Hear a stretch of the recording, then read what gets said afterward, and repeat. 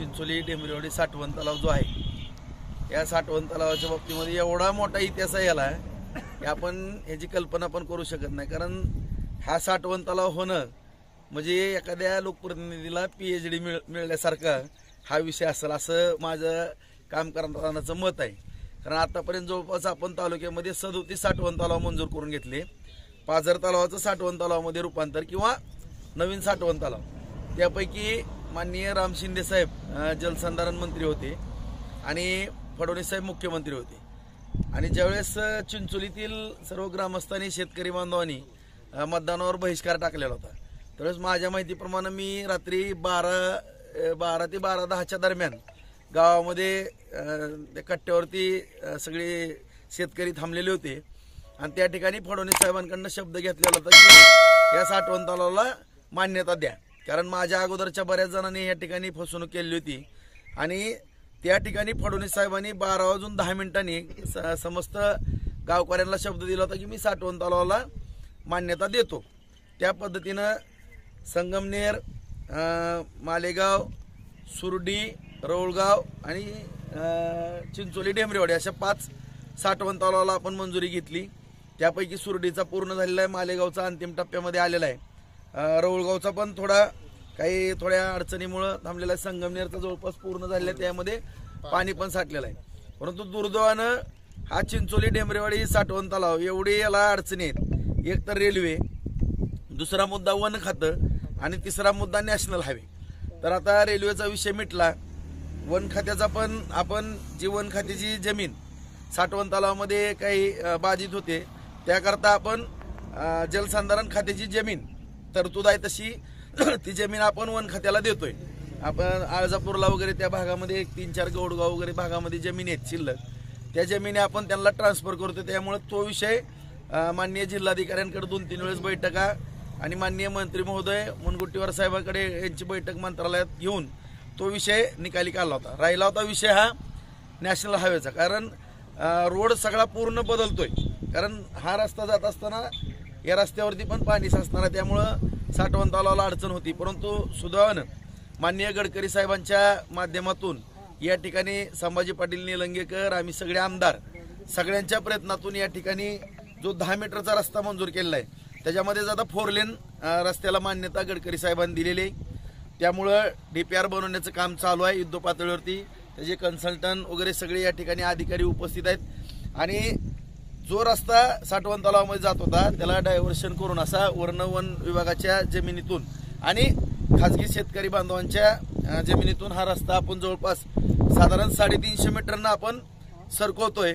माझ्या माहितीप्रमाणे 120 ते 140 कोटीचा खर्च याला येणार आहे। कारण पूर्वी जर आपण हा रस्ता भूसंपादन करून रस्ता जर फक्त बदलायचा म्हणलं असतं तर माझ्या माहितीप्रमाणे जवळपास 31 ते 35 कोटी रुपये भूसंपादनाला जात होते आणि तो प्रोजेक्ट काय फिजिबल होत नव्हता। त्यामुळं साठवण तलावाचं काम रद्द होत होतं। त्यामुळं सुदैवानं गडकरी साहेबांच्या खऱ्या प्रयत्नातनं त्या ठिकाणी त्यांनी जी मदत केली, फडणवीस साहेबांनी काय त्यांना विनंती केली आमच्या सगळ्या आमदारांच्या विनंतीवरनं 4 लेनच्या, आणि माझी खास करून विनंती की साठवण तलाव व्हावा। त्यामुळं हा रस्ता जो आपण वरच्या बाजूने घेतो उत्तर बाजूनं, त्यामुळं ह्या साठवण तलावाचा मार्ग आता सुकर झालेला आहे। DPR मध्ये रस्त्याचं आपण डायव्हर्शन करतोय, पलीकडल्या बाजूनं 350 मीटरवरनं काही ठिकाणी आणि काही ठिकाणी कमी असेल लांबी, कुठं 50 मीटर असेल, कुठं 100 असेल, कोणतं 200, कुठं 350, अशी सगळी या ठिकाणी लांबी त्या रस्त्याची असं आपण सरकवतोय।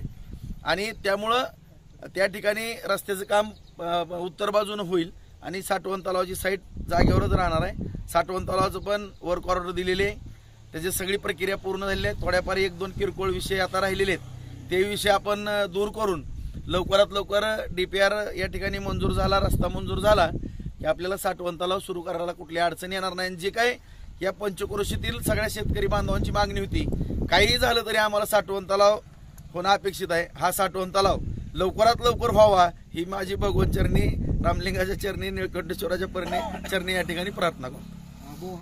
एक प्रोक्युलेशन आणि असं प्रत्यक्ष न प्रत्यक्ष जवळपास 3000 एकरच्या दरम्यान क्षेत्र वलिताखाली यायला काही हरकत नाही असं माझा एक ढोबळ अंदाज आहे।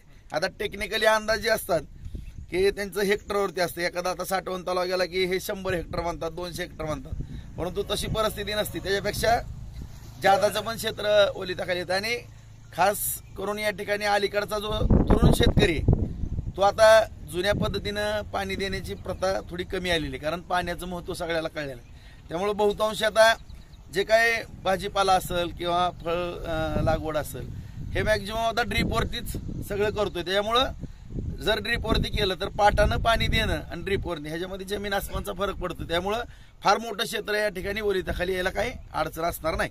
साधारण ही प्रक्रिया पूर्ण होऊन प्रत्यक्ष कामाला सुरुवात व्हायला अंदाजे किती कालावधी लागेल? आता हा DPR बनून हा सगळा रस्त्याची सगळी प्रक्रिया आहे सगळं मंत्रालयामध्ये जाईल, नॅशनल हायवेच्या गडकरी साहेबांकडे. आणि आम्ही ह्याच्यामध्ये विनाविलंब कुठंच अडचण येणार नाही आणि एक दिवस पण वाया जाणार नाही एवढा आमचा टोकाचा प्रयत्न ह्यामध्ये असेल. जास्तीत जास्त एक 6 महिने वर्षाच्या कालावधीमध्ये ही प्रक्रिया व्हायला काय, कारण आता साठवण तलावाचं तर टेंडर झालेलं आहे, प्रशासकीय मान्यता झाली, निविदा आलेल्या आहेत, वर्क ऑर्डर दिलेले आहेत, कॉन्ट्रॅक्टर तयार आहेत. कुठे कॉन्ट्रॅक्टर ही तयारच आहे, त्यांना पण घाई आहे भरपूर काम करायची. त्यामुळं फक्त आता हा रस्त्याचा विषय आहे. त्याच्यामुळं इकडला साठवण तलावाचा विषय काहीच नाही, त्याची वर्क ऑर्डर पण दिलेली आहे, सगळा विषय पूर्ण झालेला आहे. परंतु पाणी या ठिकाणी साचणार आहे, रस्त्यात पाण्याचा वाहतूक बंद होईल आणि नॅशनल हायवे आहे. त्यामुळं रस्त्याचा विषय मिटला आणि मिटतोय आता, जवळपास सगळं पूर्ण अंतिम टप्प्यामध्ये आलेलं आहे. हे मिटलं की इकडे कामाला सुरुवात करायला काय अडचण असणार.